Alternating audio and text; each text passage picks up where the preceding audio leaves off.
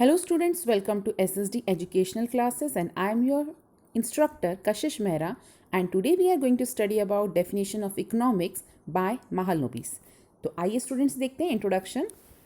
PC Mahalanobis was born today, that is June 29 in 1893 in Calcutta, and he was known as the father of Indian statistics. He framed the second five-year plan for India and his contribution in economics is a great importance. इन्होंने 1956 से लेकर 1961 तक 5 year plan में help की थी और इन्होंने एक बड़ा योगदान दिया था इकोनॉमिक्स को आगे बढ़ाने में. He prepare the model of saving function और इनका जो मॉडल था उनका मेन ओरिजिन आया हुआ था हादर-दोमर मॉडल से.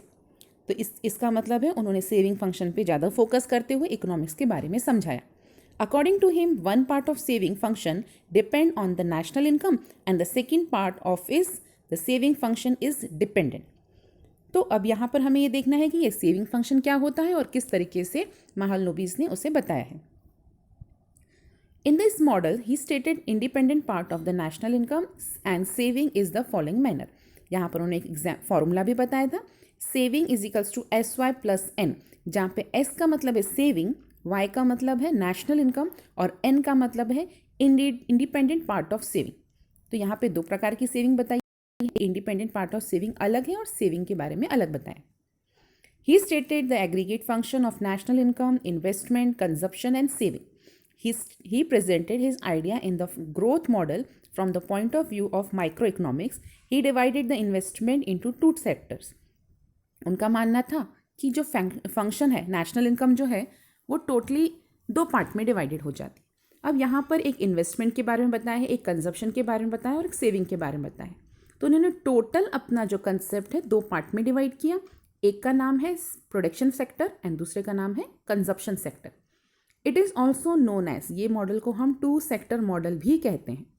इन this price level remain constant and here is the absence of foreign trade. ऐसा माना जाता है इनकी थ्योरी के हिसाब से कि यहाँ पे जो प्राइस लेवल है वो सेम है, वो कॉन्स्टेंट है, उसमें कोई भी चेंजेस नहीं है और यहाँ पे फॉरेन ट्रेड नहीं हो रहा है. इनकी थ्योरीज के हिसाब से यहाँ पे फॉरेन ट्रेड नहीं हो रहा. इन अदर वर्ड हम ऐसा कह सकते हैं इन्होंने जो अपनी इकोनॉमिक्स के बारे में डेफिनेशन बताई वो क्लोज्ड इकोनॉमी के बारे में बताई. आइए देखते हैं कुछ assumptions of Mahalanobis theory. Assumption of economic growth model of professor Mahalanobis is based on two things, that is saving and investment. उन्होंने बोला दो चीज़ पे हमारी थ्योरी बेस्ड है, एक सेविंग और इन्वेस्टमेंट पे, लेकिन यहाँ पर दोनों में ही बैलेंस मेंटेन किया गया है. इनका मानना था कि जितनी इनकम या जितनी भी चीज़ें हमने सेव की है पूरा का पूरा हमने इन्वेस्ट कर दिया है. Production function is fully utilized in this related sector. Production function को हमने फुली यूटिलाइज्ड कर लिया, मतलब जितना भी हम प्रोड्यूस कर रहे हैं पूरा का पूरा यूटिलाइज्ड हो रहा है. प्राइस लेवल कांस्टेंट है. अगर हम ये थ्योरी पढ़ रहे हैं तो यहाँ पर इकोनॉमिक्स समझते समय हम ऐसा मान के चलते हैं कि प्राइस थ्योरी कांस्टेंट है. इट मीन्स प्राइस में कोई चेंजेस नहीं आ रहा. And hence the increase in national income depend on the increase in investment. तो जितना ज़्यादा इन्वेस्टमेंट बढ़ता जाएगा, जितना ज़्यादा कंजप्शन बढ़ता जाएगा, उतना ज़्यादा इकोनॉमी भी आगे बढ़ेगी, इनका मानना था. This is explained below. Y1 is equals to I1 plus C1. यहाँ पे Y का मतलब है इंक्रीज इन नेशनल इनकम, I1 का मतलब है इंक्रीज इन इन्वेस्टमेंट और C1 का मतलब है increase in consumption. It means as investment and consumption increases, our national income also increases. आइए देखते हैं कुछ criticisms. Unstable price level. He has presented his model on the basis of assumption of price level stability. In other words, according to him, price level remain constant. लेकिन अगर हम reality में देखें, real world में देखें, तो यहाँ पर price कभी भी same नहीं रहते, वहाँ पे stability maintain नहीं होती. वहीं पे दूसरा criticize किया गया hypothetical assumptions. महालनोबिस के एजम्पशंस कुछ हाइपोथिकल थे.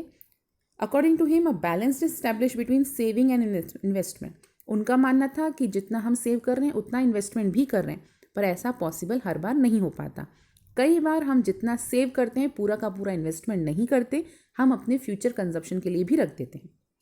दे are fully and equally effectively utilized in the production function, but according to criticise these assumptions are hypothetical. Next point में बताया है ignore product demand. In any economy the product are very important because there is a close relationship between product supply and product demand, but according to this criticise his is not taken into the consideration of product demand. उन्होंने product demand के बारे में बताया ही नहीं है। उन्होंने saving के बारे में बताया, उन्होंने इन्वेस्टमेंट के बारे में बताया, लेकिन कंट्री में कितनी डिमांड है किसी भी चीज़ के लिए वो उन्होंने फोकस ही नहीं किया। और नेक्स्ट क्रिटिसाइज में बताया है कि उन्होंने फॉरेन ट्रेड को इग्नोर कर दिया। ये तो हमने पहले भी थ्योरी में पढ़ा था कि उन्होंने फॉरेन ट्रेड को इंक्लूड नहीं किया है। Modern age is the age of globalization and liberalization, but according to the criticize, he has totally ignored the aspects of foreign trade. Hence, in this model time, his model does not stand. अगर आज के time पे हम देखें तो ये model theory stand नहीं करती। तो ये थे कुछ क्रिटिसिजम्स, कुछ एजम्पशंस जो महालनोबिस थ्योरी में बताए गए हैं।